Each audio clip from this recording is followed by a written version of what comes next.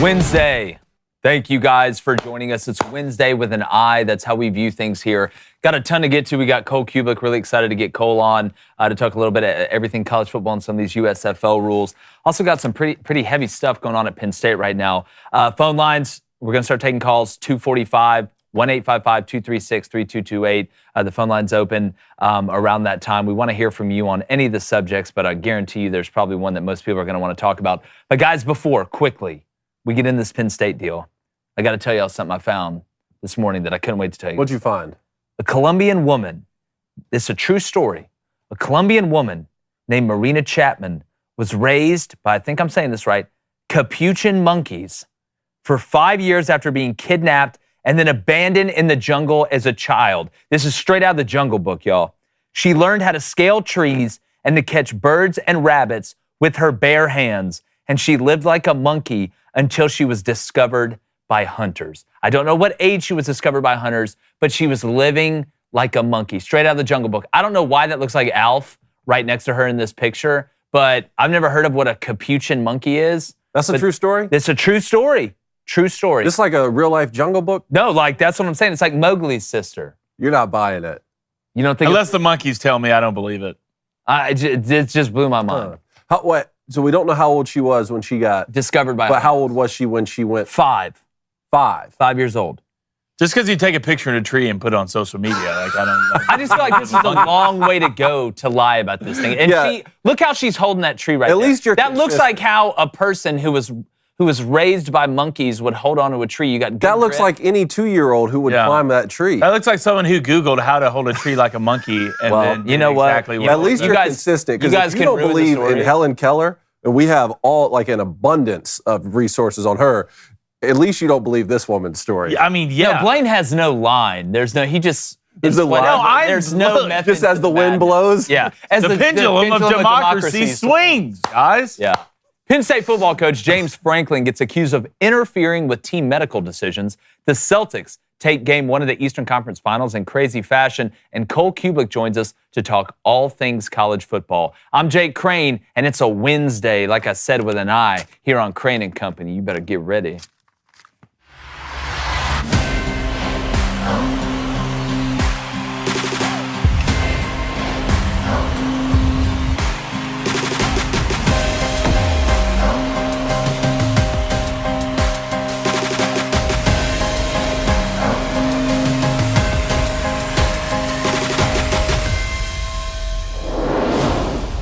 Now, I'm a firm believer in due process. You are innocent until proven guilty in this country. But if it is found that James Franklin did what former team doctors are accusing him of, he should be fired immediately. I don't care how many games you've won or how good things are going. Now, he is being accused of trying to cut a player who just attempted suicide while that player was seeking treatment, which means that player would lose their scholarship. He is also being accused of trying to influence medical decisions, including having players get surgeries that they didn't want to get. Now, does this former employee who was fired just have an axe to grind? That's definitely a possibility. And again, you're innocent until proven guilty. That's why we have a judicial system. But in reality, regardless, when a player is struggling with any type of mental health issue, that's the most important time to be their head coach. That's the time where you do everything you can to help the person, not just the program. Now, we all know a coach has to win, especially in the arms race of today. But there are ways to win at a very high level while also doing what's best for the player in the long term, not just the short. Now, I coached at the college level. We would have meetings behind closed doors where we knew when guys were babying injuries. And you do want to push your players through adversity. It's a great life lesson. But by no means should a coach ever assume that they are a doctor. That is a part of the ego that has to give way. You can have total control over schemes, recruiting, staff hires, and pretty much everything else. But when it comes to the medical part of it, there is a hard stop there. Gone are the old days where concussions were a rite of passage and water was for cowards. Here, take this salt tablet. And that's a good thing. And in the anomalous situation of a player who just tried to jump out of a window, taking the most important things in his life away from him, the team and football, is never the right answer. Now, people will make their Penn State jokes, and that's fine. But what is being accused is no laughing matter at all. Unfortunately, me and Blaine, my brother, have personal experience with somebody close to us choosing to take their own life. And I wish we had time to stop it before it happened. Hell, we didn't even get a note. So what I hope is being levied at James Franklin isn't true. Not just for his sake, but for the sake of all the people that believe in him and Penn State. And personally, it really doesn't seem like his style. But like I said, if it is found out what is being alleged did take place, he should not be the head coach at Penn State or anywhere else. Because in the case of the player versus the person should always mean much, much more. I'm going to bring in my co-host, former Michigan quarterback David Cohn, knows a little bit about the Big Ten himself. My brother, former Western State, Colorado wide receiver Blaine Crane. And David, listen, I have a hard time believing James Franklin did this. Now, I don't know James Franklin personally. I've watched the way he's handled his business. I've watched the way the players react to him, and you can tell there's a genuine love there. And I know this doctor, and I've had some Penn State people reach out to me, say that he's had an axe to grind for a while. But that doesn't mean you don't take these allegations serious, because it's not just one. It's multiple people accusing this or alleging this or whatever. But in the long term, and I know you're going to get in the nitty-gritty of this is just a shocking allegation. Yeah, it is. And let's fill people in on some of the details here, because I wasn't too familiar with this story before this week. So former Penn State physician Dr. Pete Seidenberg alleged football head coach James Franklin interfered with medical decisions of the team doctors and the trainers. That's what you just recapped. Now, Seidenberg served as the primary care team physician during the early portion of Franklin's tenure and spoke during the ongoing trial in a lawsuit filed by Dr. Scott Lynch. Lynch was Penn State's director of athletic medicine and orthopedic consultant to the football team prior to being fired in March of 2019. So this is over 5 years ago at this point. And what you were talking about here is outlined. Seidenberg detailed a situation when Franklin and then Penn State athletic director Sandy Barber wanted a player who attempted suicide to be medically disqualified from the team while he was receiving treatment in short-term psychiatric care. So that's what we're dealing with here. Look, my thought on the issue of a young man who decided to attempt to take his own life. And like you said, you guys have dealt with this in a capacity that I can barely even comprehend. So feel free to talk over me or just tell me to shut up. But any young man who just attempted to take his life, the last action he needs to be partaking in is high-level college football. Without a doubt. I feel like I was a pretty stable 18-year-old going through adolescence, and college football almost broke me at times. I mean, it's that intense. So the wide range of truth right now, just in this initial part of this trial, could range from a disgruntled employee who just wants to get, his former boss, James Franklin, fired, to James Franklin is a complete scumbag and probably shouldn't ever coach high-level college football again. Either of those is possible right now. I mean, just think about it. What if James Franklin came in and said, hey, this young man who is a member of our team just tried to take his own life. He doesn't need to be playing high-level college football games or practicing or going to team meetings. So we need to get him help outside of this facility. And the natural evolution of that conversation would be, does his scholarship remain or does it count against us? I mean, that could be one way that this was articulated, or it could just be, hey, I don't care about this player anymore if he's not helping my football team. Get him off the books and get him out of here. Yeah, and well, I just think that the first reaction would be, hey, I'm not even worried about the scholarship. Mm-hmm. And again, you want all the soldiers that you could possibly have in your army, right? You want all that. But to me, my first reaction wouldn't be, hey, we got to get this guy gone. I need this scholarship open, because obviously he just committed suicide. He's never going to come back and play for us. I'm not saying James Franklin said that, but that's the way that it kind of comes off. Now, down the road, if it's, hey, he's through treatment, he's decided he needs to take some time away from football, that's a totally different conversation. You get the family involved. Hey, let's sit down and get a plan together. Because I think something that gets lost in the rat race or the nuclear arms race that is college football, and we all know this, and a lot of our audience knows this, and this happens in multiple sports, but that connection between the player and not only your head coach, but position coach and stuff like that is so much deeper than what it looks like on the outside. This is somebody this coach spends more time with you than he does with his own family. You spend more time with him than you do your own family. He recruited you. He went down and sat in that living room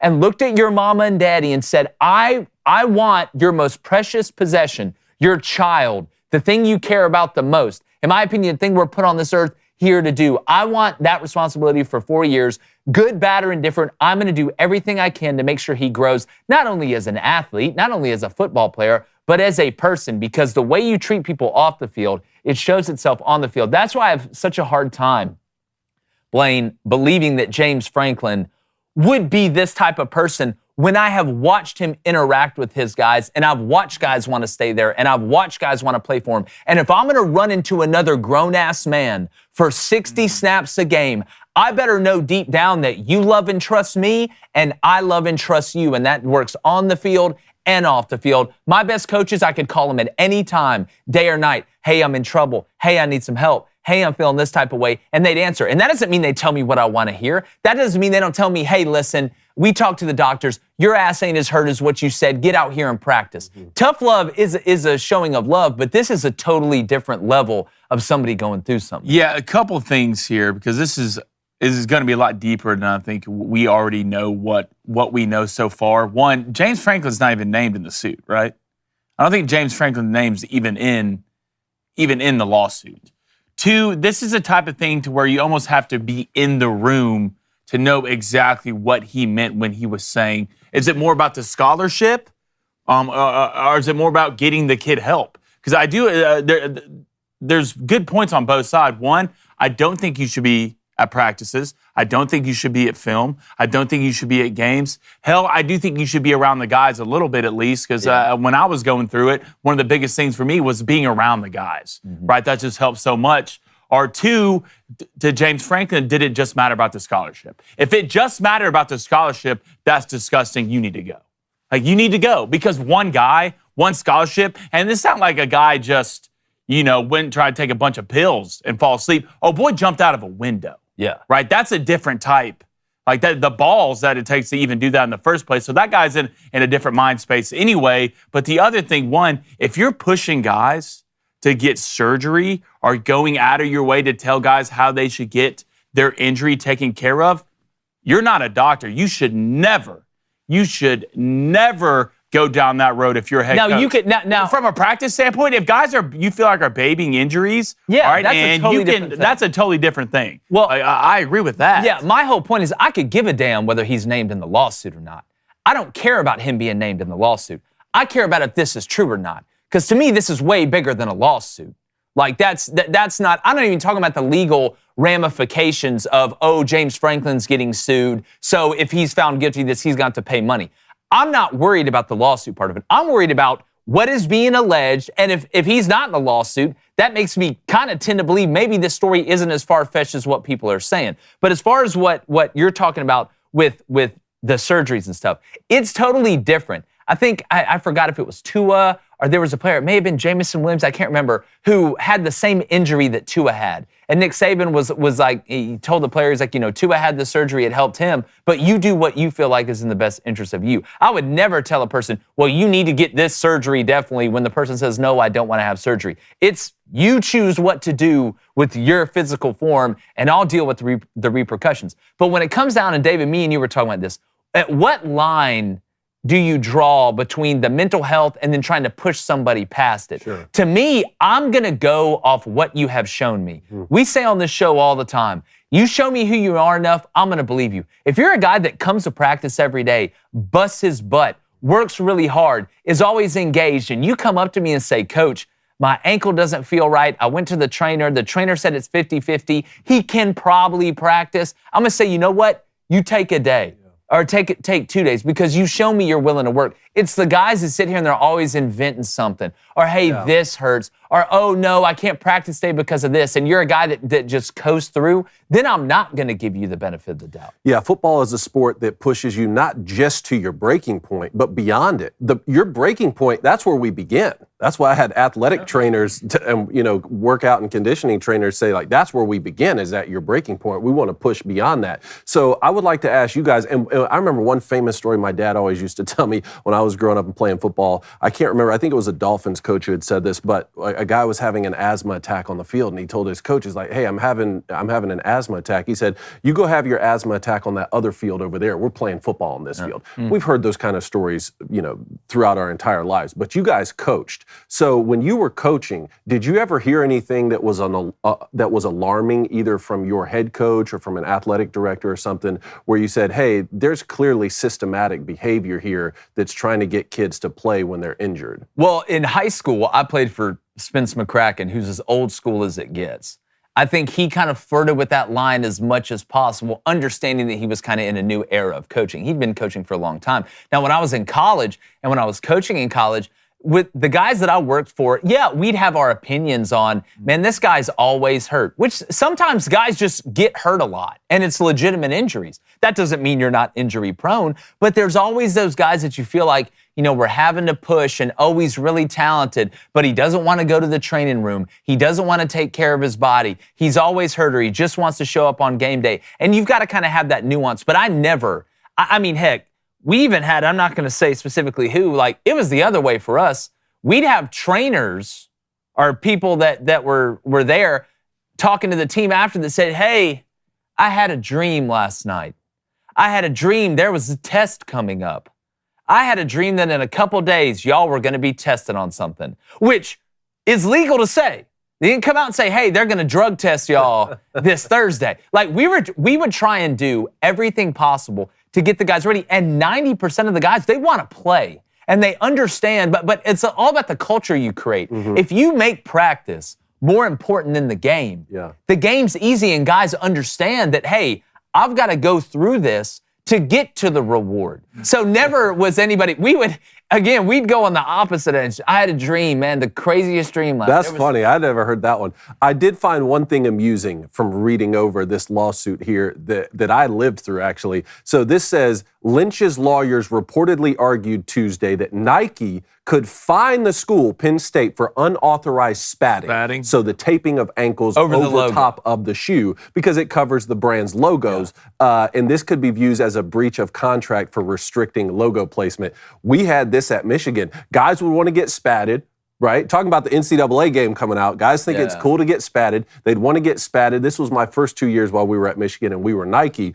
And the trainer said, no, you can't get spatted. They would always say, because that's not the best way to tape your ankle. We're going to go underneath. But Nike legitimately did have a rule that said, hey, we don't want our logo smart, covered. Which I get. Then my last 2 years at Michigan, we were sponsored by Adidas. And guys wanted to get spatted just to cover up the Adidas logo. Yeah, well, it's funny. We were when I was where I was, we were Nike. And it was known that, listen, outside of this field house, unless you're doing some sort of event that goes on with the football team or the school, you can wear whatever you want. The minute your foot hits that pavement, the field house or the practice facility or the stadium, there is no Adidas. Mm-hmm. There is no Puma. There is nothing but Nike. It better have Nike on it, because they will send reps from Nike and these other places to your field house to walk around and just look and see, are people, we're paying all this money in sponsorship. You got guys walking around with Adidas arm sleeves on and stuff. That's a serious part of it that a lot of people don't know. Our DBs especially, I remember, hated the initial Adidas cleats so much they would spray paint their old Nikes. And that's when sometimes they would want to get spatted to cover that up, but they would at least spray paint them. I remember that on several incidents because I hated it. Soccer cleats, man. Adidas were soccer cleats. When we were back in school, they were soccer cleats.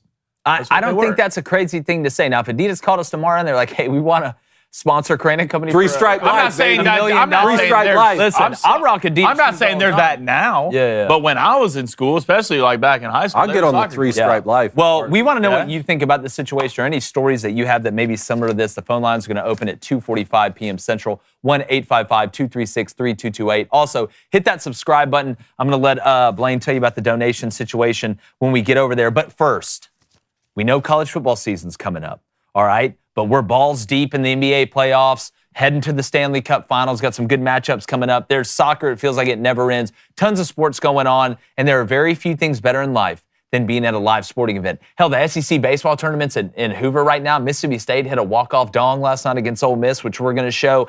We love going to sporting events. It's one of the most fun things ever. Nothing beats a tailgate. I will die on that hill. Put me in the wooden owl and set me on fire, Nicolas Cage. And what makes the game even better? It's getting the best deals with the Game Time app. Game Time? You Blaine. Game Time is fast and an easy way to buy tickets online. Here in Nashville, or Nash Vegas, as some people call it, we have a little bit of everything, from Titans games to Preds games, even to concerts. This isn't just games, this is events in general, and you can get tickets up to an hour before the event with Game Time. And one of the best perks of their app, David asks ominously. What's the best perks of their app? Well, David, that's a great question. Let me tell you. You get to see the view from your seat, what it'll look like ahead of time. And with zone deals, you pick the section and Game Time picks the seats. So take the guesswork out of buying tickets with Game Time. Download the Game Time app, create an account, and use code BOOSTER for $20 off your first purchase. Really, it's really easy. Create an account after you download the Game Time app, use promo code BOOSTER, get that $20 off. Download it today. Last minute tickets, lowest price, guaranteed. Terms apply. It's always Game Time with Game Time. Game Time? I just didn't think I was going to hear balls deep and dong And walk off dong? in the same. And you had to Just ask Camp Murphy. Yeah. Surprise. All right, chat. Hit that like, hit that subscribe button. If you donate and it's on topic, it will get read. I'm going to make sure to kind of hit a couple more for the end of the show so I don't do 50 in a span of But 3. we enjoyed it. If you do donate, thank you so much. We really appreciate it. We're going to start off with Brandon King, hashtag Ask Crane and Company. Is it me, or do we all just feel bad for Penn State fans now? I'm going to be honest. Me and you were talking about this walking around earlier. Like, if you're a Penn State fan, and again, nobody is saying that this is true. You got to let the judicial system play out, and I hope it's not. I'll ride for James Franklin. But God, Penn State fans, it's just tough. Man, it's tough, if we're going to be honest. Because I don't care how much you win, it's tough to outrun what went on before this. And regardless of what James Franklin's done, there's no way it's going to be as bad You'll as never what happened outrun before. it. But if you're a Penn State fan, it's like, man, like, it's just, y'all are real fans. Y'all are I don't true feel fans. bad for him yet. I feel bad off the Jerry Sandusky stuff. That was rough to get through. And Bill O'Brien came in. They turned things around. James Franklin has gotten the program in a really good spot. And it's none of their I don't fault. want to hear it from a medical guy who got fired who's trying to file a lawsuit. No, it's but not it's even never against like, Franklin. it's never something bad, but not something like crazy, right? It can't be Can't just be, man, somebody was speeding. a couple Like, DUIs. God, man, A couple DUIs, man, damn. You know, not a good look, but it's suicide. Let's touching see. kids. Let's see how it plays out. All Yeah, right, the it's just Sandusky stuff was on a whole different. That's just like, that's just that was That's awful. honestly, It doesn't I'm get proud. worse than that. I'm proud that the university and the football program could even bounce. And back. the For sure. and the gymnastic thing. Yeah, the gym. Well, that was Michigan State. That was Michigan State. That's right. Man, Big Ten. Y'all Big weird, Ten, man. y'all Look, figure it see, out. we all got problems, all right? Yeah. All right, let's go to Mr. Jim Harbaugh's Y'all buying wear hamburgers. masks. Jim Harbaugh's buying hamburgers, and that's front Disgusting. page. That's front page news. Yeah. You know, but either 6 games. I will digress. Yeah. All right, let's go to Mr. H. Hashtag Ask the Boys. Should players have their scholarships revoked if they attempt to unalive themselves? I read about this and the situation. No. Like, look, it's all a process, right? And this is such an anomalous situation. Like this, I've never heard of this really happening like this. It's a process where, again, my first reaction would be, number one, we need to get this guy help. Obviously, you're trying to help out a teammate or a player or something like that. We'll worry about the scholarship stuff after we get done with all this stuff. Let him get through the treatment. What a redemption story it would be if he could come back and bounce back from this. And maybe this is what could bounce him back. Blaine was talking about, like, being around the guys. Sometimes that's the best medicine there is. Being around the people, you know, you've gone through these battles with, and you know have your best interest. And you know what? Maybe they can crack a joke or two and break the ice a little bit. So But he could do all that without him being an official member of the team. Right? without, but I don't think you say, all right, let's take his scholarship away, which means let's take his education away. So now what? You got to come back after treatment and pay for school? See, this is where a number of things could have transpired during this. Let's say you have a player on the team who tried to take his own life. James Franklin, his initial response is, oh my goodness, that's terrible. How can we get the guy help? And then he goes through months and months or years at this point. This is 5 years ago that we're talking about. He goes through psychiatric treatment or something. I mean, at some point, the conversation of, hey, this guy who's not going to play football on our team anymore and shouldn't because he has bigger things in life he has to take care of, shouldn't be counted against our squad. That could have happened a year later, that this guy in one soundbite or headline is lumping together. Well, that's why the timeline is so important of like when was this said? When was this discussed? Because if it was discussed 2 days after he tried to jump out of a window, that's one thing. And what did we do? What did we try to do to help? Yeah, sure. Like, that's what I want to know. I'll give one example here. This is just off the top of my head with my good friend Elliot Mealer, who's a big fan of this show here. He was in a terrible car accident after he was already offered a scholarship to the University of Michigan as an offensive lineman.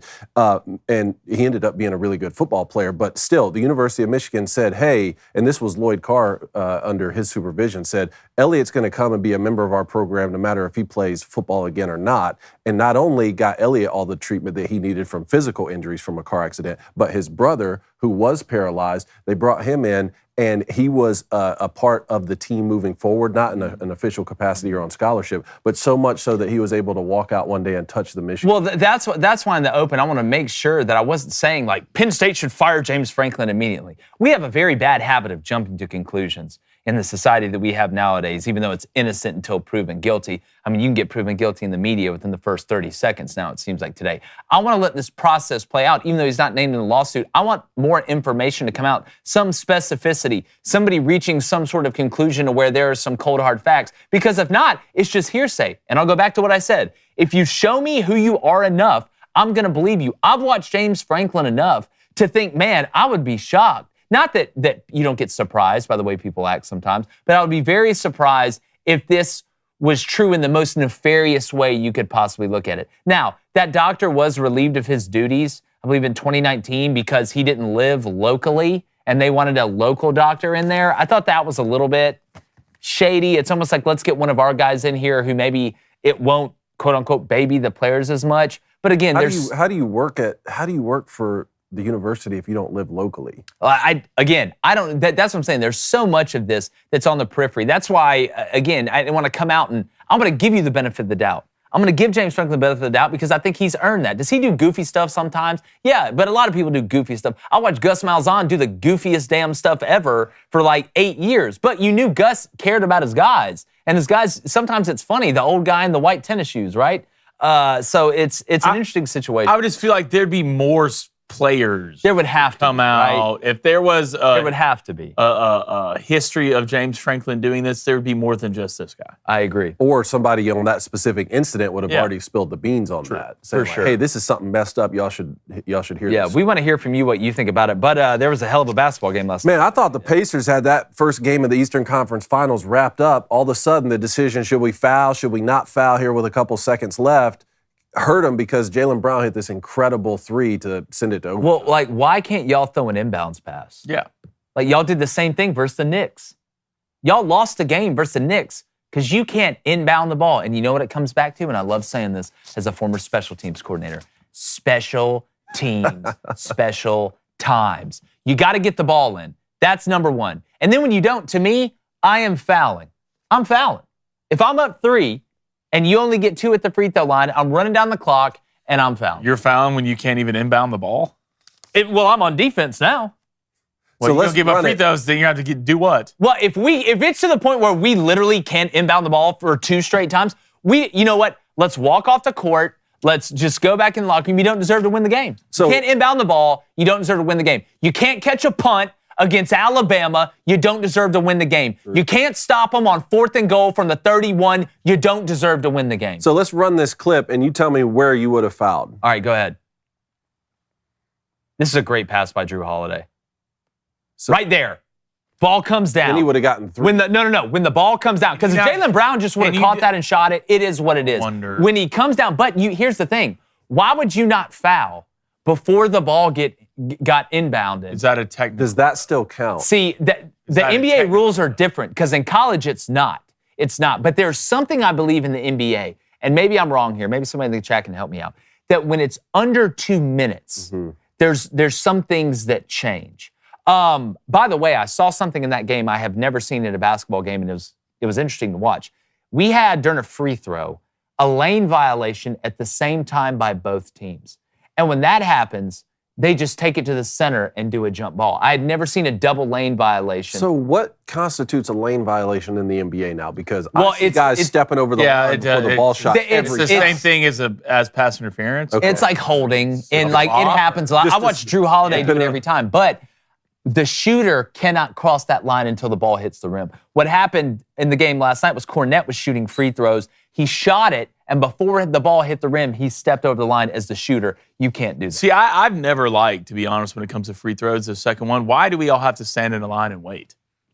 Let's move around. Let's get set. Let's try and fight for position. Why are we all standing around for someone to shoot a free throw? Well, I think, then you got to box out. I don't think you start out just boxing the guy out. I like it. I mean, someone's going to try and box each other out, and someone's going to have to win. But do you feel like this is the one, this is the scare for the Celtics? I expect the Celtics to win in game 2. Because again, look, the Celtics came out 12-0. Pacers weren't shooting nearly as well as they shot last game against the Knicks when they shot like 71%. But make no mistake, I mean, this team offensively, I think they're the number 1 offense in the NBA. The Pacers were during the regular season.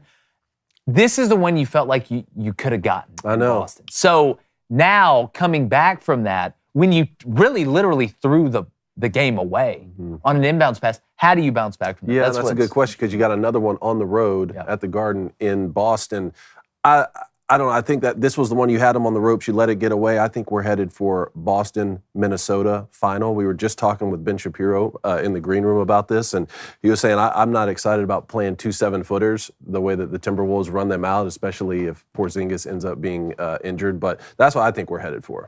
I would sleep on the Pacers. Like I said here yesterday, I didn't think the Celtics were going to cover the 10. They didn't. I thought they'd lose 5-6. The Pacers did, and they did. Highest tempo offense in the NBA. 5 guys starting who can score double digits like it's nothing. And they play like they're not even supposed to be there because they're not supposed to be there. Well, the Pacers, Halliburton can go anytime. No Porzingis. Jason Tatum better show up every game because we've known the Celtics to do what? You lost 1 game on the road in overtime because you blew it. Because you blew it. If I'm a Celtics fan, that fourth quarter did not excite me about Jason Tatum, and all of a sudden he's taking. There's something about it, and he will ball and he'll score a lot of points, and he got that and one in overtime, and I get that. But Jaylen Brown's their Batman. I said this last year. When it comes down to making the clutch shot, if I'm a Celtics fan, give me Jaylen Brown over Jason Tatum. And what happened last night? When they needed the shot, it was Batman that took the shot. If I was him, I'd put that mask back on and get back at it. But I'll tell you what, our next guest, when he put a face mask on, when he played at Auburn, this dude was an absolute problem up front. One of our favorite guys to have on. You can catch him. SEC Network does a great job, the USFL, the Cube Show pod. He's on with McElroy and Kublik in the morning. Again, he's everywhere. Cole Cubelic, former Auburn great. Cole, man, thanks so much for hopping on with us today.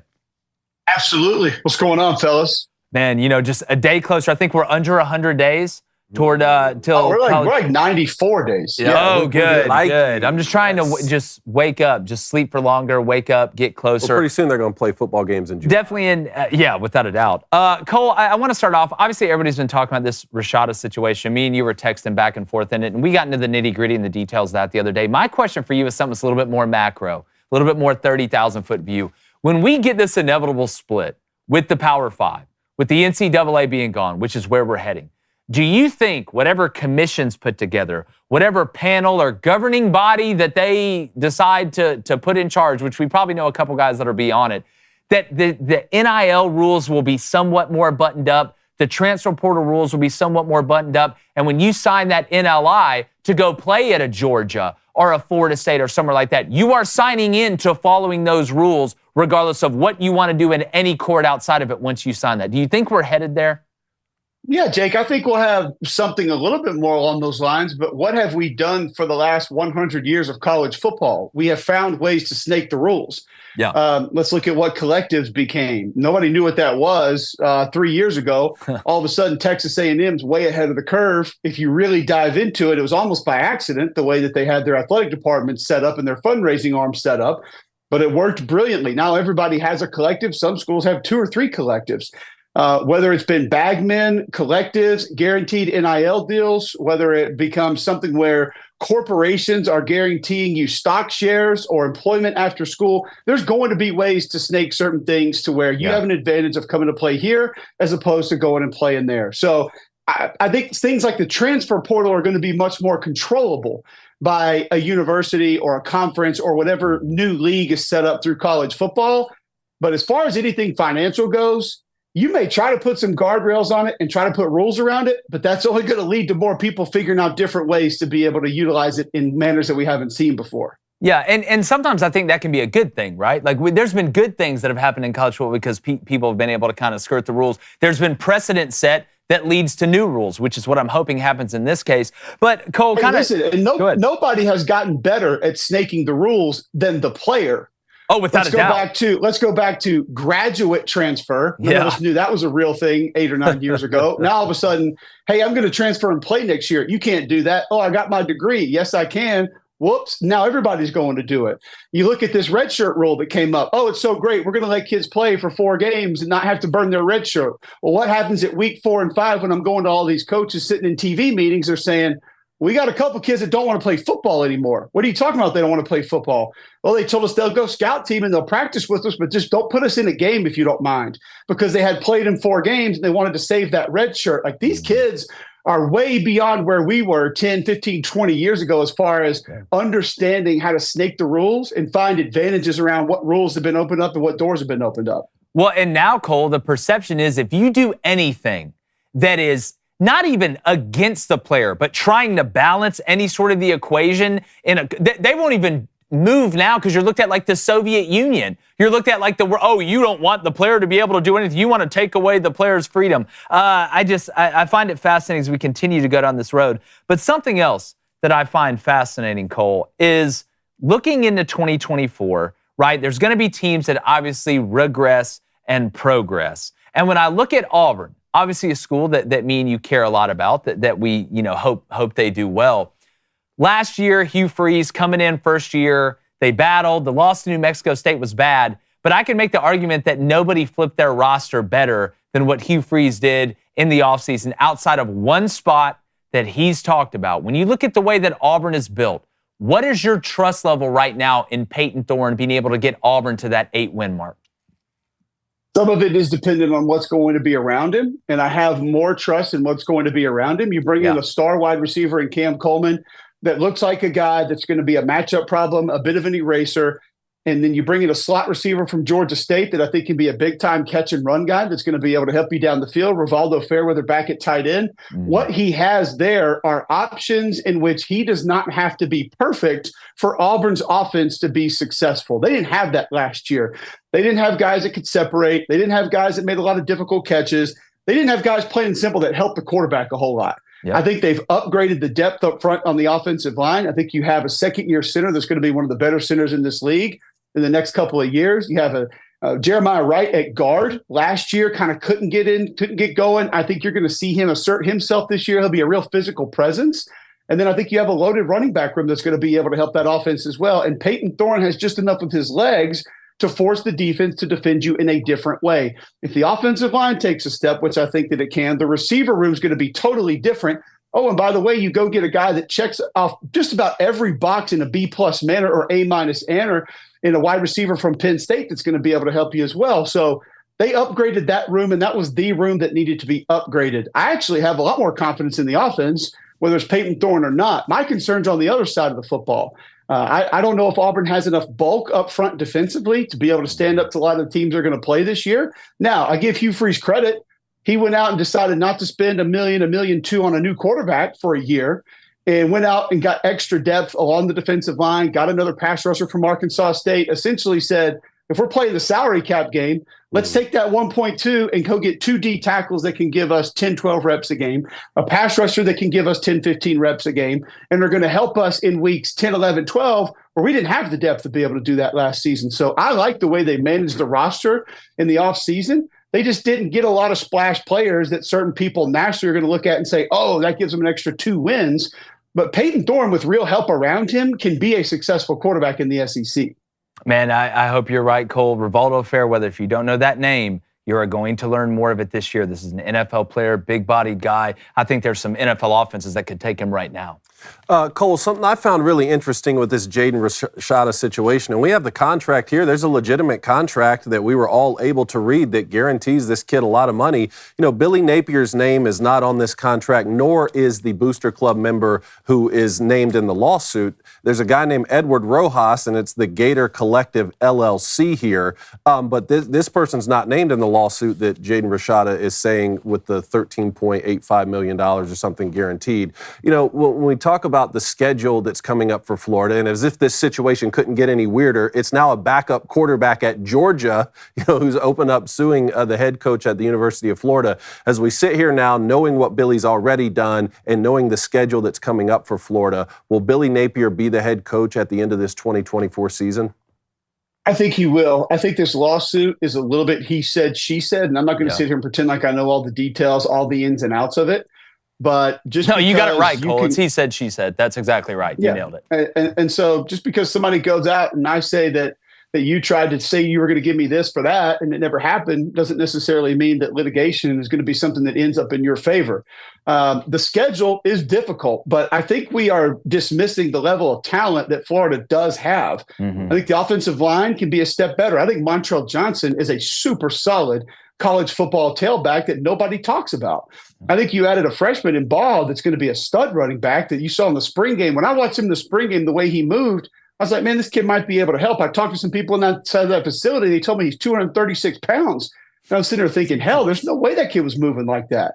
I think that you have a couple. This kid that they just got from Arizona State is going to help. Badger, the wide receiver that they got there, he's a big physical kid that's not afraid to work the middle of the field. He can give you 50-50 ball catches down the field. So your receiver core gets a little bit of a bump there. I think you have a strong tight end room. And you have a quarterback that if you took Graham Mertz's numbers and you put them on Peyton Thorne, or if you put them on, let's just say Lenore Sellers was going to be a second-year quarterback at South Carolina, or if Blake Shapen was going into year 2 at Mississippi State, and those were the same numbers, we'd be talking about those kids and their chances to win 10 games. Yeah. But Graham Mertz puts up those numbers, and we're just sitting here talking about, oh, can they win 4? The 3-4 win thing for Florida is egregious, in my opinion. And I think a lot of that comes with the logos that's on that schedule that you just mentioned. I think UCF's done a great job in the offseason, by the way. Gus Malzahn's done a ton of work going to get guys like KJ Jefferson and bring in talent, but Florida should win that game. Miami has a chance to be pretty good, but let's not pretend like this is 2001 Miami. Okay, Texas A&M's got a new head football coach, a major depletion in talent from a year ago. I think Texas is got to take a little bit of a step back based on what they had a season ago. Now, I think Texas can be a national championship contender, but they're not going to be what they were last year. Agreed. You look what LSU lost on offense. We just think that they're going to be the same football team. By the way, they had guys drafted into the NFL off that defense. And we just think the defense all of a sudden found some magic serum that Blake Baker is going to pour into their helmets, and they're just going to be a top 20 defense. It's not going to happen that way. Florida State has a complete overhaul on their roster. So I think people see what some of those teams have done the last 3 to 5 years, and they just say, oh, there's no way Florida can win that football game. Florida's got some issues. There are some concerns, but I don't look at can Florida get to 4 or 5 wins. I think it's a team that'll be over 500 because the games on that schedule, especially when you compare it to last year, it's not totally different with some of the teams that have been interchanged and where you play some of those games. I agree with a lot of that. As we sit here right now, the projected win total for Florida is 4.5. I would like that. I'm sorry, it just that, and it was 3.5 a year ago, right? And I think I had him at 4 wins when I was filling it out. It didn't sit right. Dude, we're still talking about Florida. 4.5 wins. I think I'm taking the over with Cole. I agree with that, and I'll tell you this: I think Graham Mertz, in my opinion, I don't get shocked a lot in college football anymore. His performance last year, I was shocked by how well he played after watching him at Wisconsin and seeing the way that translated. And early, too. Some of the balls he threw against Utah, I'm like, this is it. No, like he just looked different than what I remember seeing at Wisconsin. Blaine, what's Booster Club? All right, Cole, we're going to go to Drink It Up. I believe there's a Missouri fan here. Said, Cole, I love your stuff. Give me the honest truth. Is Missouri's roster good enough to compete with the best in the SEC? That's funny. We had this debate on McElroy and Cubelic in the morning today, and McElroy and I had a pretty heated discussion going back and forth because we picked the teams that we thought can win a national championship. Not will, not predicting them to, but can. Yeah. And I had Missouri as a can win the national championship. Greg did not. I understand Blake Baker's gone, but You look at what that offensive line brings back. I think Armand Membu might be the best right tackle returning in the SEC. Connor Tollison's going to be back at center. You went and got Caden Green to replace Javon Foster at left tackle. You just mentioned Fairweather is a name that people need to know at tight end, Jake. I'm going to tell you right now, Brett Norfleet is a name that people need to know at tight end. He is an absolute mauler inside that Missouri offense. I think the running back room might be better collectively this year with Marcus Carroll, who has tree trunks for quads and ran for over 1,300 yards at Georgia State last year, and Nate Noel, who's been running the stretch play for App State for about 14 years, is going to step in and kind of be the alternate back in that offense. A quarterback that took a massive step last year. If he takes a third of that step going into this year, Missouri's offense with a brilliant offensive coordinator, who, by the way, is back and gets no credit, is going to be fantastic. Theo Weiss on the outside, Mookie Cooper in the slot, and do whatever the hell you want with Luther Burden. Yeah, just get him the game. It's going to be tough to stop. And I think Blake Baker is excellent, but Johnny Walker's back up front. Christian Williams had a good year last year. He's back up front. You go get Chris McClellan from Florida on that defensive line as well. They might not have a Darius Robinson, but they have enough, and they're in as good a shape from a depth perspective on that defensive line than maybe any other team in the SEC. Missouri can not only contend for the SEC, Missouri will be in the playoffs, and I think has an outside chance to contend for a national championship if everything's going their way. Well, they just picked up a big linebacker commit from South Alabama transfer as well to add even more depth to that front seven. We had Coach Jacob Peeler, the wide receiver coach, on a couple weeks ago, and I mean that guy's got to be feeling like he's walking around with the launch codes with what they got at wide receiver, including Luther Burden. Cole, one more before we get you out of here. Love watching you on the USFL. I've actually started to really enjoy watching. I love football in general. I'd go to Serbia to watch it if I had to. But with the new rules, if there was one rule that the USFL has that we don't have in college football or the NFL, which one would you add? Which one do you kind of like the most? To me, I like hearing the referees talk to the coaches. I need to know that. Man, the transparency is incredible. When you get Dean Blandino and you're able to listen and watch him go through his process on a play, deciding what the penalty is going to be or not be, awesome. That is incredible. But I'll go to the mega challenge, and that is having the capabilities to challenge anything at any time, whether it was a penalty or you want to challenge that there was not a penalty on a certain play. You get one per game. That has been a total game changer for us. And there have been some that in desperation that have thrown it and missed it. And there have been some that hit it and actually saved the game for them. So now, if this were the XFL last year, I would have told you that kickoff that the NFL is actually going to adopt. And I think it's absolutely brilliant. I think it's something that should happen at every level of football. But something in the UFL right now that's happening, it would be that mega challenge. I know Belichick pushed for it for a long time, actually, in the NFL, that you should be able to have one challenge for anything at any time. And it has made a lot of the viewing a little bit more polarizing because it doesn't have to be a penalty for someone to challenge it. It could be any play at any time, and somebody looks at it and says, we think holding on 78, we want to challenge that. Or we want to challenge that the receiver didn't have possession of the football. You throw that flag, and they're going to go take a look at it. That, to me, has been the coolest part of this league this year. Well, I'll never get upset about getting a call right. I'll never get upset about it by throwing the mega challenge. But it's always a right call when we get you on here, Cole. Appreciate you taking some time. I know you're a busy man. Tell everybody quickly where they can find your stuff. If you don't watch, Cole, if you don't watch the Cube Show pod, I'm telling you, you guys are missing out. You watch our show, you like our show, you're going to love this. Tell them, Cole. I appreciate that. Cube Show on YouTube, iTunes, Spotify, go search that. All your socials as well. At Cole Cubelic's where I am. You can get that. McElroy and Cubelic in the morning, JocksFM.com, weekdays, 7 to 10 a.m. Cole, thanks so much, buddy.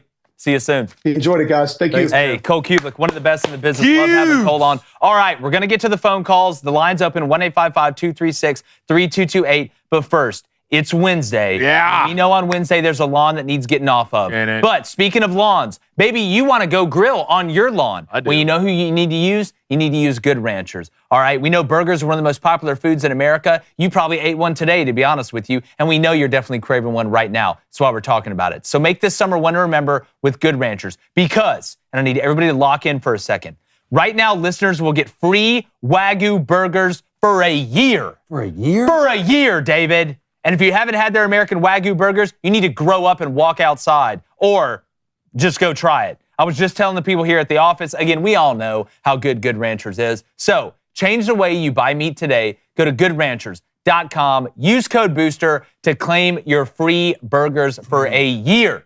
and support veterans this Memorial Yes. Day season. That's goodranchers.com and use code BOOSTER, BOOSTER. Good Ranchers, American meat delivered. Free Wagyu burgers. What else do the folks want, David? Maybe to For get a off your year? lawn. For a year. For a year. Tell them what's up. You can't beat that, man. Speak that gospel at them, son. Why don't you go ahead and introduce me here? Yeah. Normal. All right. Every Wednesday, we know David Cohn's really 87 years old, trapped in a 34 and 35-year-old's body. I think he's 35 now. But David, who's walking up, slowly making nice eye contact with you and G'ing off your L today?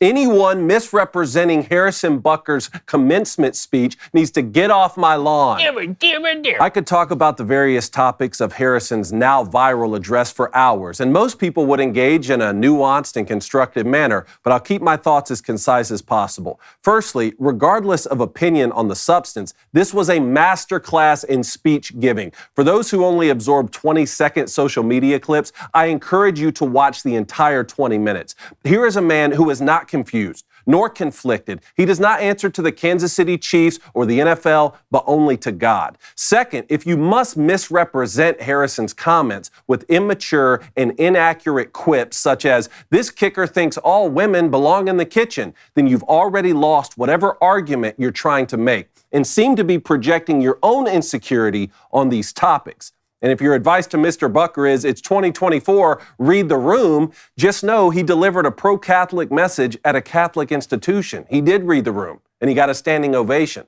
Lastly, since a change.org petition has been started in an attempt to get Harrison fired from the NFL, I'd like to play a few videos from NFL players that never resulted in any such public outcry. Ordinarily, I would not show content this graphic, but it seems some more need to learn a lesson. So please play the clip of Ray Rice knocking his fiancée unconscious. This behavior resulted in a 2-game suspension from the NFL prior to the video becoming public. That's half as many games as Tom Brady received for preferring footballs slightly deflated. How about the video of former NFL running back Zach Stacy throwing his girlfriend into a television while his 5-month-old son looks on? I don't remember seeing a viral petition to get Zach banned from the league. No, that's reserved for a guy who is so moved at the thought of his wife becoming a mother that he tears up while speaking. Only in a clown world could we condemn the words of this Chiefs player at graduation while applauding his teammate chugging a beer at graduation. So if you're someone helping to perpetuate that clownish and degenerate behavior, then you need to get off my lawn. That boy, David. Yeah. 100%. It's amazing. Again, and my whole thing is he didn't go to a ball game. This wasn't Pride Night where the public has to go endure this. He did it at a Catholic institution that invited him to speak. He's not on the sidewalk with a microphone and a sign. He's literally at a place he was invited to where a lot of people share his views and beliefs. So I think you're spot on. The hypocrisy is just sickening. And if you're too stupid to understand the difference between what Harrison Butker was saying and thinking he was meaning that women shouldn't try and pursue a career or anything like that, then maybe you shouldn't have a driver's license and or operate any heavy machinery while other people are around. Yeah, That's it was the way sad I to feel. see because I feel like if we sat down with Harrison Butker, we would have like a fantastic 2-hour conversation on all the topics that he hit in that speech, and not all of us would agree on all those topics, right? That's what makes it great. Yeah, it's just sad that it's gotten to this point. But it has. But you know what's not sad, David? When we take phone calls. Oh, you want some phone calls? Let's see who's on the line today. Give me a second here. Get them on here. Actually, while we're doing that, Blaine, you want some donos you want to read? Yeah, come on. Let's go to the Sauce King $5 donation. It says hashtag Ask the Boys, hashtag Trust Tree. Yep. How do y'all feel about the new but stupid double bag rule at the SEC baseball? Oh, buddy. I think we even got a picture of these double bases. So if you don't know, they added a green first base next to the actual first base, so there's no collisions at first. You know, do I think this is the worst rule ever? No, I don't. But here's the problem I have. It's not the fact that we're trying to find ways to make baseball better and more popular. It's that y'all keep coming up with these stupid-ass decisions to try and make the game better and more popular. If we're being honest, you want to know the way to make baseball more popular? Make it more dangerous. But if the fact we can't run through first base, then don't play the sport. If that's the case, let's put one on second. Let's put one on third. Let's have 3 home plates that are evenly spaced out so there's no collision. And you know what? While we're at it, while ready. Let's lower the pitcher's mound. These guys are getting way too much momentum throwing these balls too hard.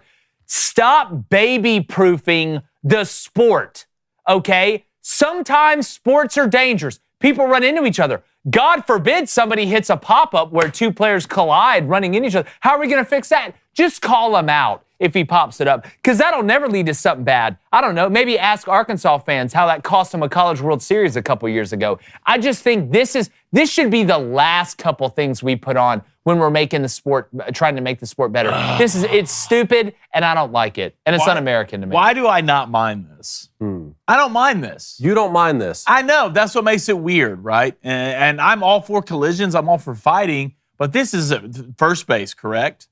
Yes. And most of it, you were a first baseman, Jake. I know you know. I was too. You were. So, like, most of it, when it comes to the collisions at first, is just you getting the back of your heel stepped on. Yeah, well, guess what? That's part of 3,000 it. times during a season. Well, I want one bag for a strategic reason, because I want them going at the bag I'm standing on. So if the throw takes me off, they're closer where I can tag. So what happens if I'm out of the baseline, right? now? Yeah, see, that's the things that come with it. That, can you really tell if you do replay, how close can you tell if they're out or not, since there's two bags? So there's a lot of, like, in-depth stuff that's going to come along with it. But from a first baseman standpoint, I don't want to, especially after I tore my Achilles, if I was still out there, I don't want to get stepped well, guess on what? by metal spikes. That wide receiver running the slant doesn't want to get his teeth knocked through the back of his throat when he catches a ball. But when you sign the paper to play, you sign the paper to play. We're having to put extra base. You talked about Layman Gay with the Texas A&M stuff the other day. This is Layman Gay. I can get by the seat. Look, I can completely get behind. I think the exact same thing about this that I think about the new NFL kickoff that Cole Cubelic was just talking about. If this is how baseball had been invented, with two bags at first base, one you stand on and one you run to, no one would have a problem with it. Same with the kickoff. If that's the way the kickoff was invented in football, no one would be talking about how stupid it is, right? It's the fact that we're never going to stop getting decisions like this to make sports safer, until eventually it's just like, hey, those are problematic to even engage with at all. Stay inside. It's baby proofing. It's, we just had a baby. Let's put these things in the socket. Let's put a gate by the steps. And you need to do that for a baby. These are grown men. I just watched Charlie Condon hit 37 home runs. We can't run to first. We can't run to first. Before we take our first call, since we're on college baseball, can we show an awesome part of the game? Oh, yeah. Which was this walk-off home run last night? Yeah, speaking of walk-off dongs. Now, let's set this up. This was a hell of a game. All right, Ole Miss is up 1-0. There's 2 outs in the bottom of the ninth. It's do or die. I don't think either one of these teams right now, Mississippi State's going to make the postseason. Ole Miss, I don't believe, is going to make the postseason. So they had to have this win. Let's go and show this. 2 outs. Bottom of the ninth, you're down a runner on third. Let's show them what America really tastes like. Back on April 21st. Oh, look at this. I love where his hands are. The stuff dreams are made of. An absolute piss missile. You just can't throw that. Man, I just hope nobody ran into somebody at first. Dreams are made of. Yeah, I just hope nobody ran into anybody during the. Hey guys, don't chest bump. Don't chest bump. Against your rival too? Yeah, no, this is. The exit velocity was 110. I know we're coming off. Well, yeah, you threw a middle inside fastball. Adios, buddy. Yeah, that on the left side. Please, God, put it on a platter. Look, write me a letter. This is gone. Postseason college baseball, pour it all over me. All right. Omaha or not? Call-ins today. Remember, we got a 60-second shot clock. We're going to start with Ty in Alabama. Ty, talk to us, man. What's up? What's up, boys? What's up, Ty? Hey. All right, first-time caller, long-time listener. Appreciate it, man. First thing that ever got me into cleaning company was Blaine's segment. I can't remember the name of it right now. It's mid? Or it's mid, the one that I kissed a guy right. and I liked it. Good. Oh, we stopped doing that segment. Yeah, that didn't get greenlit. Right. We tried. So my question today is, from Alabama, growing up in Alabama, what Alabama team should I play as in the NCAA, and why should it just be Jacksonville State since they moved up? Northern so Alabama. Going for them. First off, Ty. Hold on. Yeah, you may get 3 different answers here. All right, here's what I'm going to tell you. It would be easy to say, hey, man, take Auburn or take Alabama. We don't like to take the easy way out here. Here's what you do. You get in the car and you drive down to Mobile, all right? You drive down to Mobile, you drive through the city, all right? You don't hit the causeway, you go the other way, and you go up there and you go with the South Alabama Jaguars. Look, that's all, man. Mobile sucks. We all know. I live there. It sucks. It's terrible. Don't go there. All right, be a grown-up. All right, that's what we do. We're going to go down to God's country. All right, we're going to go down to West Alabama. We're going to go to Auburn, Alabama. Well, All right, and we're going to sit next to Hugh. It's getting a little chilly in here. That's not a frost, buddy. All right, that's a freeze. So rare to see you guys go 0 for 2. Here's what you do. If you don't play with Northern Alabama, you're a coward. My wife's from Florence. Do not. I want to see some Northern Alabama. Be a coward. We're all cowards. well, given Auburn is going to be played with because War Eagle, by the way, guys. So, See, I knew it. y'all have I a knew good we were one. best friends. Hey, Ty, first off, great way to lead us off. And again, you remember what I said. He's taking South. Wow, you guys got a War Eagle first call. I'd love to hear. Well, don't worry. There'll be 35 Michigan fans that call in and congratulate you. There'll probably be a roll tide. Don't say go blue, they'll hang up. Yeah. All right, let's go to Matthew in our old stomping grounds of Atlanta. Matthew, what's going on in A-Town, man? Matthias. Hey everyone, AT Lean here again. What's up, man? brother? Hey, yeah, so I'm already getting primed for the next NFL draft season, of course, and college football season. They go hand in hand with each other. I was just curious. I'm coming up with my draft priming right now, and I'm writing out all my scouting reports for this year. And I was curious, who do you each think is your top quarterback prospect entering the year, your most overrated quarterback prospect entering the year, and your sleeper quarterback prospect entering the year? Ooh. I'm going to go ahead and tell you my sleeper is Graham Mertz from an NFL draft standpoint. Wow. I think if he takes that next step, he could be a sneaky guy that he's not going to be the best at the combine. He's not going to blow, the numbers up in the 40 or the high jump. But I think his game, if he continues to progress, at least from what I saw last year, I think he's a legitimate sleeper. As far as my most overrated, I say this not because I don't think he's a good player. I worry about the off-the-field stuff, and that's Shedeur Sanders. I'm worried that the off-the-field stuff is going to he would let it impact him on the field, or he'd be more worried about going to Fashion Week in Milan as opposed to staying in fall camp where he's supposed to be. My most underrated, I would say underrated and sleeper is basically the same. The guy I'm looking the most forward to that I think is going to translate to the NFL is a guy who bided his time in college. He got his chance last year, performed. I think they're going to probably win the national championship this year, and that's Carson Beck in Georgia. Interesting. So I would, why don't you go ahead? You go first if you like. Overrated, 100%. I mean, he got hyped up early. I don't know how much anymore. Probably Drew Aller. I think Drew Aller is probably the most overrated quarterback. I mean, the best I probably think is going to be Quinn Ewers. Coming out of this, I think I don't know if he can stay healthy, man. Well, I mean, which you can say a lot about a lot of guys, but I think Quinn's the best and probably the most slept on. Two guys for me, probably Cam Ward at Miami and Connor Wegman at A&M. Ooh, Wegman, I like that Cam Ward pick, man. I think Carson Beck has a chance to play his way into being the best overall quarterback in this draft. Let's see what happens this year. And let's gauge, too, how much of that is because he plays on a team that's so loaded. Obviously, we have to take that into account. I won't repeat what you said on Shedeur Sanders because I agree. And keep in mind, overrated depends a lot on how highly are you rated. Shedeur did some things last year, especially his identification of zone and man coverage and the ability to beat man coverage when he identified it that I think was really, really good. I don't know if he's a top 5 pick the way that, the PR machine has been hyping him up, but I kind of feel the same way about Quinn Ewers, man. Is this guy really going to be a top 5 or 10 pick for a lot of the reasons that we said about J.J. McCarthy, too? Obviously, you brought up Quinn Ewers with the health standpoint. In an attempt to get a new name in here for the sleeper pick, I wonder if Jackson Dart's going to be an NFL quarterback. Man, I've gone back and forth. Like his struggle before last year was that it's like he didn't see intermediate defenders. Whether that was on the RPO action, whether that was in the 3-step game. It's like whenever he threw his picks, it was always to a linebacker or a nickel or a down safety. Last year, though, I felt like he did take a step forward. I feel like Jackson Dart's just a poor man's Matt Corral. And Matt Corral never got his shot, really. Oh, yeah, speaking about being hurt. Atlee, great call, man. Questions, though. The Cam Ward one, man. Cam Ward. Appreciate it, man. Be an NFL player. All right, let's go to Connor in Delaware. Man, we got every state represented. The Connor, what's up? I'm good. How about you? What's up, man? I'm a Penn State fan, a very depressed one, and this James Franklin thing, I think, is BS. Yeah.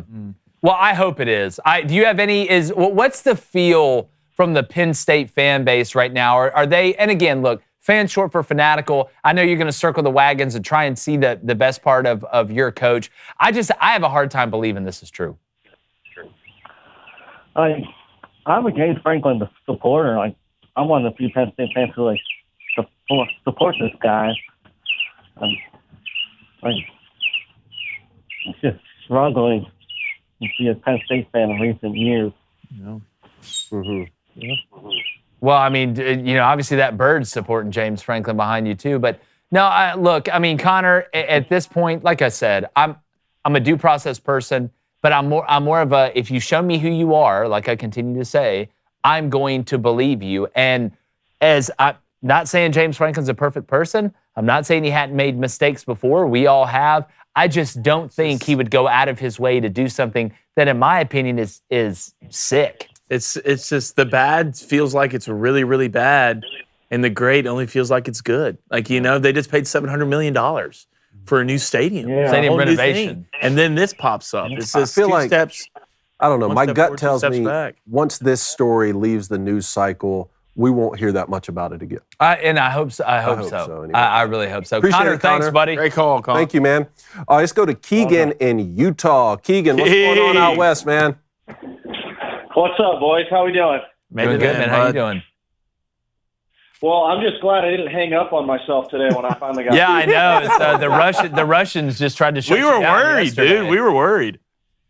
No, and I said it was disconnected, but I really just did that to save face. I 100% hit. Hey, I appreciate your honesty. We've all been there. So Jake, I actually tweeted this at you last week, but I wanted to talk to you guys about the potential names for the NHL team in Salt Lake. Yeah. And I got the betting odds for the top 5 names, and I just want to see what you guys think. Hit us where with they them. should go. So number 1 is Yeti at plus 300. Number 2 is Outlaws at plus 330. Mammoth at plus 520. Swarm at plus 610, and then Venom at plus 790. It's Salt Lake. It's Salt Lake. Is it Salt Lake? It's gonna be Utah. It's gonna be Utah, whatever. Okay, I like Yeti's the best, but I like what our version was. We came up with this when I think you were gone for an all access one time, but the Utah Steady Yetis. The Utah Steady Yetis. There you go. I like that way better than the Boss Venom. Blank? The rest of those sounds like travel baseball. The Utah Yetis has the alliteration though, so if you put steady in between, but it does rhyme, I don't know. I think I just think the merch. If they do Yetis, I will make it. Yeah, I know, but it's if it's Please, not, if it's please not do that. Salt Lake, if it's Utah, It is. It's right, Utah. the Salt Lake Soakers would be great. We already know They're not going to do I that. know that. We already know that. What about the Utah Snow Yetis? The Utah Snow Yeti? Is there another type of Yeti? Is there like a There has desert to be. Yeti? We don't know the family tree of Yetis. Like, No, we not don't yet. know- Well, somebody does. Well, there's We don't know Bigfoot. geographically where they Yeah. are. They're probably. Snow Yetis are probably a Bigfoot is the Patriarch? Salt Lake Snow Yeti. I don't know. Who would you rather throw hands with, Bigfoot or like the Yeti? I would rather throw hands with Bigfoot because that means I'm not. Well, in a see, it snow depends. See, place. that's where I think it depends on it. It's the same thing with the bear. Like, would you rather throw hands with a polar bear or a grizzly? Yeah, it just A sucks. grizzly. Yeah. Right? Because a polar bear. Well, you know it's that's bad why I when think you're maybe a picking Yeti, a snow Yeti, all right, is meaner than a reg Yeti. Yeah. I don't know. I don't Never know. thought about it before. I don't know, Keegan. Till We'll keep today. batting it around. We'll see. But if they go with Yetis, that Steady Yeti jersey would definitely make it on the studio. Definitely make it on the set. I will make it 100%. Yeah, I can't wait. You can Betsy Ross this whole thing for us. Keep us posted, Keegan. You're our inside source to the boys. new Have a good Utah one. team name. Appreciate it. Thank you. Dwayne Thank you. in Tennessee. Dwayne, what's up, man? Hey, what's going on, guys? Dwayne, what's up?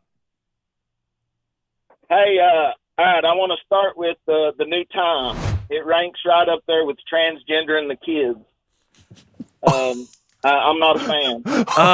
Well, we're glad you're able to call in. I didn't think a simple no would have been okay. Good God, Dwayne. Transing the kids?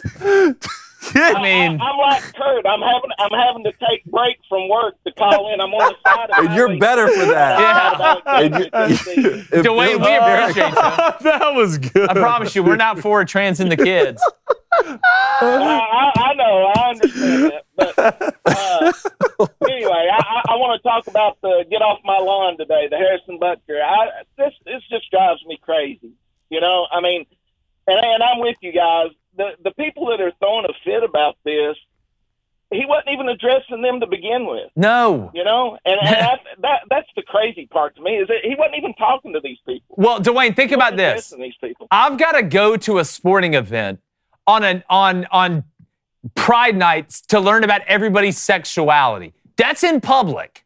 That's not, hey, man, it's the Nashville Predators. You go to Pride night. That's the public has to endure that, whether you agree, disagree, don't care, or whatever. That's a public forum.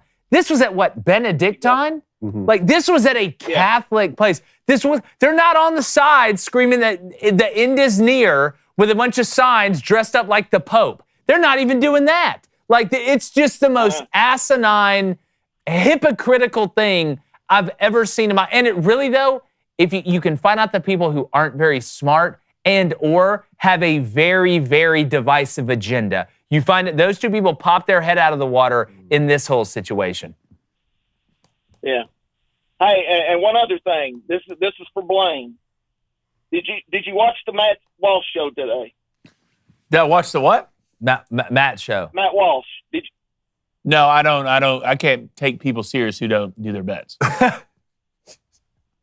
Oh, okay. Well, anyway, on his show, he had a couple girls on there that were crying because they can't find the right guy. Man, I'm telling you, it's right for you. You just need Dwayne. All right, Dwayne. Let's go ahead and start here early. All right, 1 to 10. What they looking like? Yeah, 1 to 10. What are you ranking? That's all Blaine cares about. Looks. Well, I mean, they're 8s anyway, both of them. 8s? Yeah. Like is that a hard 8 or a soft 8? Doesn't matter. He said it doesn't matter. One of them was probably a hard 8. The other one may have been a soft 8. Okay. All right. Well, Blaine, at as first long you as had his they're- curiosity. Now you have his attention. Any girl that would agree to go to dinner with Blaine is a keeper in his, should be a keeper in his eyes. For sure. Yeah, without a doubt. Definitely, Dwayne. Yeah. Oh, Definitely Dwayne. Yeah. I tell you what. You're an absolute legend. You are. Dwayne, Great where you call. calling Trans from, those Dwayne? kids, man. Where you calling from, Dwayne? Do what? Where you calling from? I'm calling from my UPS truck here on the side of Highway 70. Let's go. Yeah, there you go, Hey, what baby. can All Brown right. do for you? Deliver a hell of a phone call. That's exactly right. Dwayne, Great thanks, call, buddy. dude. I think my wife ordered a package. I'll see you later, Dwayne. Yeah. Thanks. All right, let's go to Milkman. Jacob. Let's go to Jacob in Illinois. Jacob, what's up? Hey guys, I'm a just turned 18-year-old Patriots fan, so I haven't seen I haven't seen a lot of hard times. You're going to be tested. Before recently. Yo, believe me, your trials and tested. tribulations have just begun. Yeah, that's what I'm worried about. I do have a spark of hope though from our 4th round wide receiver draft pick, Javon Baker. He seems very confident in himself. He's done interviews where he's claimed that he's already a top 5 receiver in the league and things like that, just like way like hyping himself up. And I was just wondering, how much of the hype should I buy? Hey, Jacob, is he the one that said when he plays, he can make people in wheelchairs stand up? Yeah, that was it. Okay. Out of UCF. The dude can Central Florida? He can, yeah, David. Florida. He can ball now. Like, he's not the biggest guy, but he can ball. He's a guy you can do multiple things with. I'll be interested to see if they use him on special teams. But I tell you what, I would rather my guy have that type confidence than not. I would rather you have that type. You're playing wide receiver in the NFL. I don't need you to go Antonio Brown, like off the reservation. What's the line between confidence and delusion, though? Well, there's a line of being confident and going to play really good on Sundays and hitting on Tom Brady's wife. So I think that's the... I think Drake May is going to be very happy that Javon is on his team, especially when you look around at what else the Patriots have, and it's really not a lot. Not terrible. Their receiver group's not terrible. The only thing I'm worried about, though, is the kind of like Chase Claypool syndrome, where he also like way hyped himself up, and now he's like out of the league a few years later. Everyone knew Chase Claypool was delusional. Like, especially like he was the 4th best receiver on the Steelers when he was there. Yeah. Hey, Javon Baker went to McEachern in Powder Springs in Atlanta. Yeah, he's really good. And did 2 years at Alabama. Yeah, that makes me believe because even Patriots, more. They got him. They still have Devontae Parker. No, Devontae Parker retired, I think. Devontae Parker retired? Somebody told me Devontae Parker retired today. Okay. Well, damn. Yeah, see, now the cover's looking. That's what I'm saying. Hey, Drake may just get through it. Bryce Young had to do it. Who knows? Jaden Daniels may have to do it, even though he's got as many weapons or more weapons than Bryce and Drake have. But we'll see. We'll see. Put me under a trust but verify. Appreciate it, Jacob. Great call, Jacob. Hey, congrats on turning 18, by the way. Speaking about trust and verifying, I trust and have verified our friends over at Mack Weldon. Many people say you can't have it both ways, David. Well, guess what? Many people are liars, especially when it comes to clothing. You don't need to sacrifice comfort for style. Thanks to our new partners over at Mack Weldon. They make timeless apparel with modern performance fabrics for guys who want to look and feel sharp without sacrificing comfort. They got a full range of clothes. David, we've talked about all the stuff they have. You're a big fan. I'm a huge fan. You might notice a Mack Weldon shirt in a new music video that's coming out. Whoa. Just saying. The vid's out? Yeah, hey, get your Mack Weldon now before all the cool kids a product placement. What does America need? They need some more Mack Weldon. Their clothes never go out of style, from their light as air underwear to their anti-odor tees. You won't stink and you'll look great. Their Ace collection's on another level. Big crew neck sweatshirt guy. Reed loves when I wear that. I don't like when you say it like that, but Reed loves when I wear it. It's getting warmer, but the weather's still perfect for this nice light as air sweatshirt. I don't like when you say it like that. So get timeless looks with modern comfort from Mack Weldon. Go to MackWeldon.com. Get 20% off your first order with promo code BOOSTER. Here's how you spell it. It's MackWeldon.com. Promo code BOOSTER. That's MackWeldon.com with promo code BOOSTER. Return to the Mac, but guess what? It never left. Do it now. Clothes that fit. Mac attack. All right, we got 4 callers left. I want to get to everybody. Let's do a good job here. Jordan in Boise, what's on your mind? Hey, how's it going, boys? Hey, We're Jordan. I'll keep this quick. I got a little bit of a beef with a couple of the callers who called in yesterday. Little beef Number action. one, About it. My beef's the guy from New Jersey signed off. Everyone from Philadelphia can go to hell or whatever. Yeah, he did say that. Listen, I'm from Philadelphia. Talk your ish. The only reason people go to New Jersey is so they can drop on their hands and knees and say, "Thank God I left." No one. I didn't know where that was going after the hands and knees comment. That one you hurt. took That the one- G-rated way out, and I Okay. That one appreciate cut deep. That's some Kelly Clarkson here. it. Yeah, that is. What else? Yeah, that's my bad. That's my bad. No, you're good. the Continue, please. la- We encourage it. The last guy signed off by saying NASCAR's for the poor and stupid. Again, huge fan of NASCAR. Yeah. And he was talking about Formula One. I love it. I agree with his point. Can we both not get along here? Hey, look, y'all, let's hold hands and hope together. I love We it. agree to disagree. Agree, disagree to agree. Jordan. Exactly. Also, Boise is absolutely beautiful. I love it out there. It is unreal. We did a walkthrough at the stadium. It's awesome. Hey, would love to Appreciate it, have you man. back. Would love to have you back. Jordan, I will be back, and I will have all 4 servings of different type of potatoes we had, too. Oh, amen. Real quickly, the NASCAR fight from last week, the main guy who started it now getting fined, and 2 of his crew members are getting suspended. Why can we not encourage this? And instead of a fine, hey, that was a great fight. Here's $47,000. Yeah. If the fight's good, reward them. Yeah. We've talked more about NASCAR because of that than we have in the last 6 months. You should Look, be I've rewarded. been screaming. I've been on this campaign for a long time. That's, Yeah, you have. You know, fighting will make sports better. Yeah. Appreciate it, Jordan. We say these hands are That's rated E what for made it everyone. popular in the first place. It's exactly right, Jordan. Great call. Call in again soon, brother. All right, let's go to Mike in Colorado. Mike, what's up, man? Hey, boys. Good afternoon. Loving this new time slot. Thank you. I'm loving you hear saying that, Dwayne? Do you hear that, Dwayne? Dwayne's have transit kids. Yeah. That's right. Yeah. So first of all, my son Max wanted to see if you guys can give a shout out for him. His first football win. It was flag football, and I knew it was going to happen. We walked out on the field. I'm the coach. He's my son.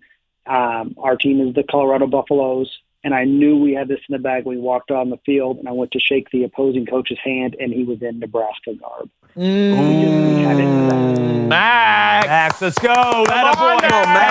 Hey, first of many. First of many. Max and Pa. Winners are just losers who win. Remember that. That's right. So he showed up. We got our first win, and he won Player of the Week. So I want to know if you guys would give him a shout out and some encouragement to come back and show up. Definitely. Play the music. Play the music. I got you right here. Player of the Week? Player of the Week. That's what we do here. Max, first off, congrats on the open and dub. But second off, you're not even close to done. Actually, you've just started. Player of the Week? That's nice. You can get excited. Player of the Month? Maybe a couple pats on the back. Player of the Year? That's where we're headed. And just remember, your pops is the coach. That's a great connection. Look at some of the greats. Their dads have been coaches, right? Heck, our dad was a coach. You just listen to pops, all right? You keep repping that Colorado Buffalo gear. Good things are going to happen, and who knows? Maybe Deion Sanders shows up at the next flag football game. Maybe there's an offer. Maybe your future changes. But just keep watching us. Maxie! Go Max. Let's go, Max! Big dog. Legendary. Thank you, boys. I appreciate it. Anytime, Thank you, Mike. Appreciate it. All right, let's go to Peter in California. Peter, what's up? Petey. Good Peter. afternoon, Jake, Blaine, David, and Justine. Pongo. Let's go. Let's go, Peter. I love what Peter calls it. I tried to call in since Monday. I really like how you're back at the old-time slot of 3 p.m. Eastern, noon Pacific. That way I don't have to wake up super-duper early for the show. Peter, we appreciate it when you did it, man. You, I know that everybody in California is probably excited. A lot of people in general are excited. Yeah, all right. Well, I got to make this quick because we only have a minute to say what's on our minds. So first up, I believe the Boston Celtics are going to win the NBA's Eastern Conference Finals, and the Dallas Mavericks are going to have a major upset. They're going to beat the Minnesota Timberwolves in a major upset and take on the Celtics in the NBA's Eastern Conference Finals. Okay, and Peter. I also believe that Florida State is going to repeat its success in the 2024-2025 college football playoffs and hopefully just make it to the playoffs. They got robbed last year. And finally, you're absolutely right.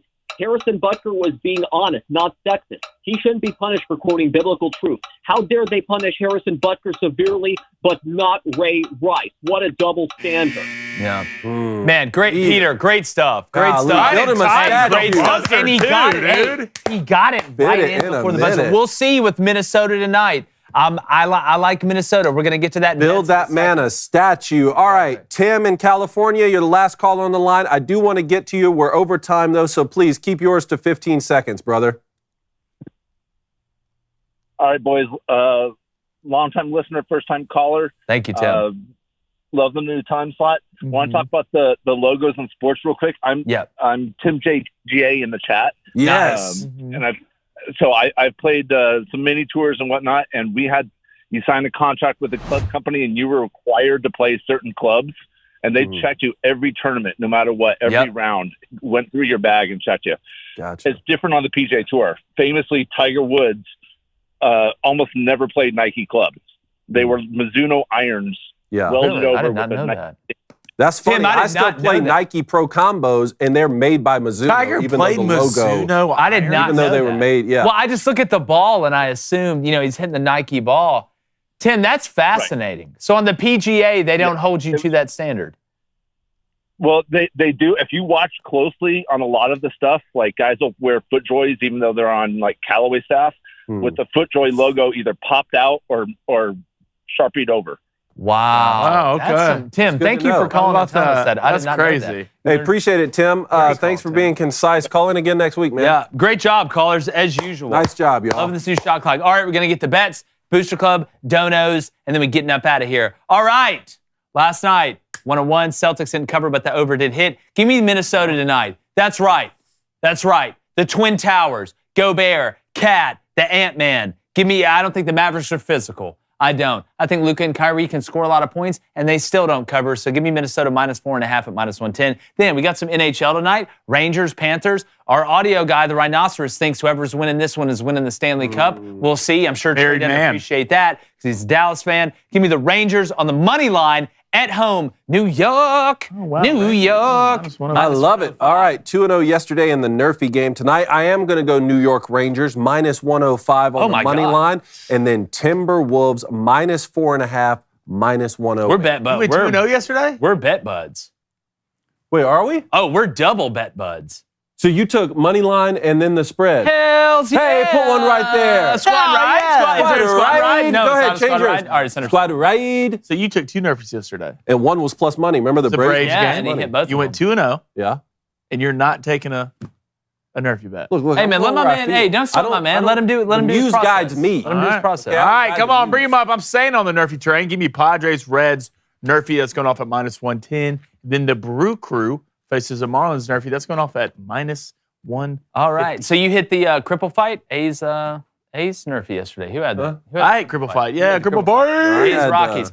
Rangers, Phillies, Braves, Cubs. Let's see. Ace is going to go Pirates minus 125 on not even the run line, just straight up. Then Phillies Rangers Nerfy at a sweet plus 115. I don't know why I can't read numbers right now. But speaking of reading numbers, Blanye. All right, let's get to some donations here, and I'll save the best one for last. We're going to start off with a $5 donation from Chase Mills. Yeah, been doing it my whole life. Whole life, son. What a crazy 3-way effort to blow that game last night by Nembhard and Halliburton and another guy who I can't say his last name. Had them dead to rights. Yep. Are the Pacers out of this series? No.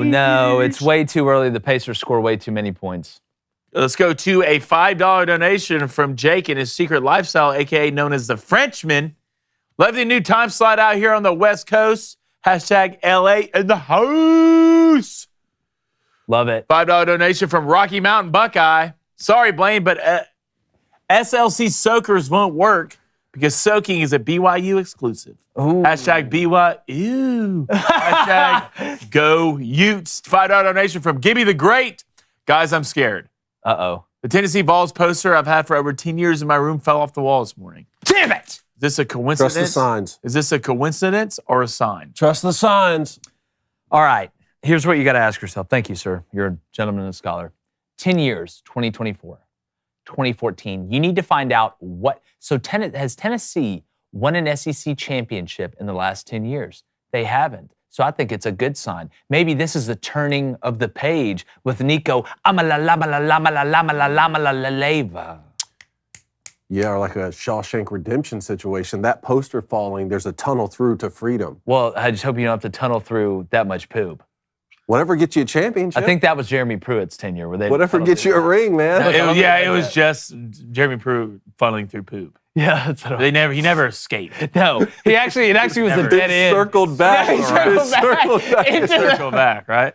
All right, let's go to A. No, it went to the guards room. Like it went to the guards. Yeah.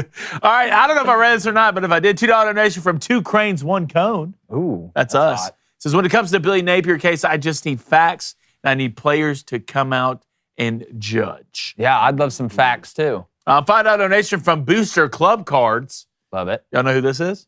Who? Booster Club Cards. Cards. Trading cards. Steve. $5 donation. How do you like Steve's new name? 2024 cards are up on eBay and waiting for Jake's purchase. Love it. Also, any update on the action figure pick? Getting an answer on that soon, Steve. We got some threads out there. I'm Spider-Man right Let's go do a $5 donation from Justin Alfieri. Justin, appreciate it, man. Great reminder that most teams don't win games. They lose them. They lose them. Yep. In the Pacers case, y'all turned it over 17 times. It's like Billy Madison told, oh boy, you blew it. $5 donation from the New York Hunter. David Happy, you also thought that the ice cream video after a night out I sent you was funny over the weekend. Crane Bros, I got no response from you. What?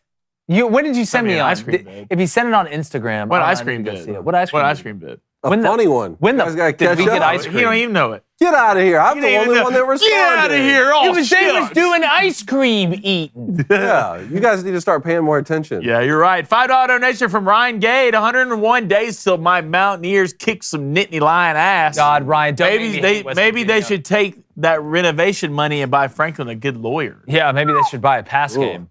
Let's go to a $5 donation. Excited for Oregon's football season by Ride Highs. Coming up, Ducks looking deeper than a crane chin dimple. Quack. That's deep. Quack. Quack. Quack. Look, we're high on Oregon. I think it's going to be Oregon and Ohio State versus each other in the Big Ten championship. And I think Oregon is going to probably beat Ohio State at home. $5 donation from Django Nova. What are your thoughts on the Texans' schedule this year, and how do you think they will do overall? Oh, we're going to get into our NFL previews here in a couple weeks. But I'm going to go ahead and tell you, regardless of the Texans' schedule, I'm a-looking and I'm a-liking. $5 donation from Cornbread Husker. Big announcement, Nebraska plays a 400th consecutive sellout on a Friday. Telling you. Feels disrespectful to streak and high school ball. Could this have been prevented? So, wait, what? Disrespectful to the streak and high school ball. I agree with him. Could this be prevented? They're playing Nebraska's 400th consecutive sellout. Yeah, it can be prevented. Play on Saturday. No, you play on Saturday. That's how we prevent it. Yeah. I wonder if that's part of the TV package with like a Peacock thing. Oh, I'm sure it is. I'm sure Peacock's kissing Amazon while Hulu watches in the corner naked. Man, I hate that. It's tough. All right, boys, let's get excited about this last one.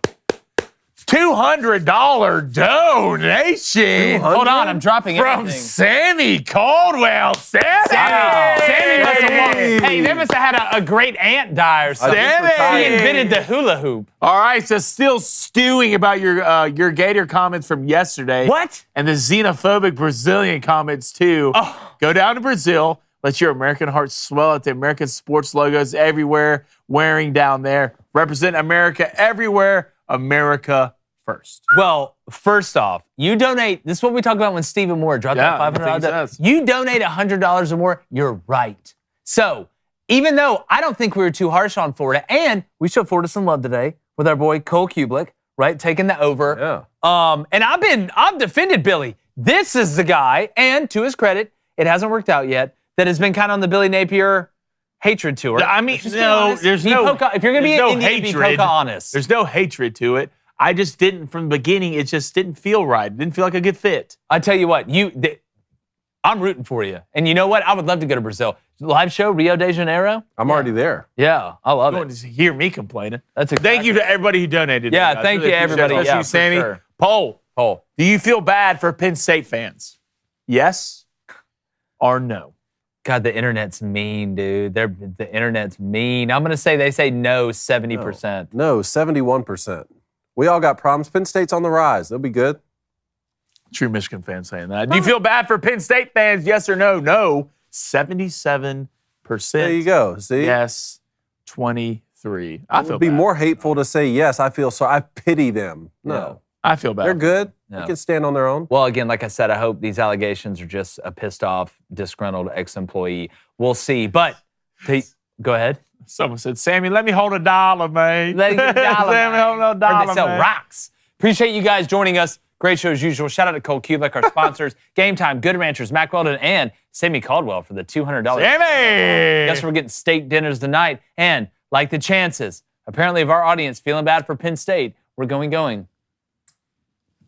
God, dude, the lights. I don't understand. Gone. I'm in his No, head. it's not. I caught the I'm in last his two. head. Get up out of here. K-9 salute, son.